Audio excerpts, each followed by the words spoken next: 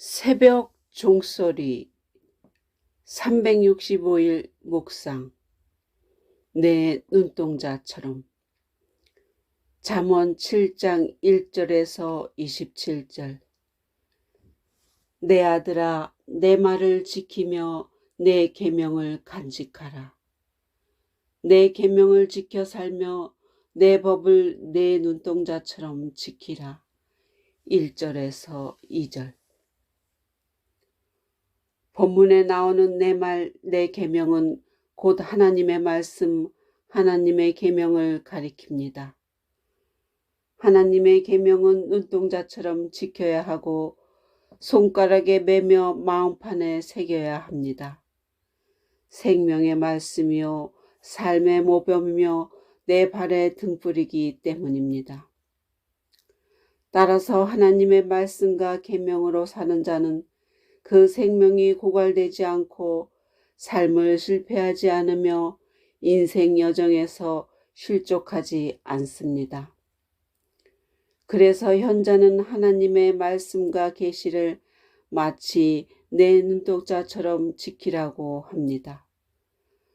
눈동자는 신체 중에서도 가장 여리고 소중하기에 눈썹으로 빗물을 막고 속눈썹으로 이물질을 막고 눈물로 먼지를 씻어내고 유사시 자동 개폐하며 눈꺼풀로 보호합니다. 그 눈동자처럼 지키라는 말입니다. 하나님의 말씀과 지혜, 하나님의 계명과 명철은 서로 불가분의 관계에 있습니다. 지혜의 원천이 하나님의 말씀이요 명철의 근본이 하나님의 계명이기 때문입니다. 따라서 하나님의 말씀을 눈동자처럼 지키는 자는 지혜를 얻고 하나님의 계명을 마음판에 새기는 자는 명철을 얻는다고 합니다. 자녀들에게 하나님의 말씀을 가까이 하게 하십시오. 그래야 지혜와 명철의 자식들이 됩니다.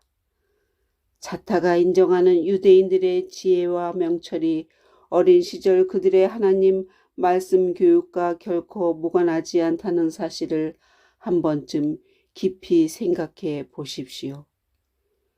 하나님의 말씀과 계명을 마음판에 새기고 사는 자는 깊은 밤에도 흑암 중에도 결코 범죄하지 않습니다. 말씀이 그를 단속하고 감찰하기 때문입니다. 어리석은 젊은이는 곧 지혜 없는 자요. 지혜 없는 자란 곧 하나님의 말씀과 계명이 없는 자입니다. 말씀으로 계명으로 무장한 젊은이는 결코 어리석지 않습니다. 지혜와 명철이 있기 때문입니다.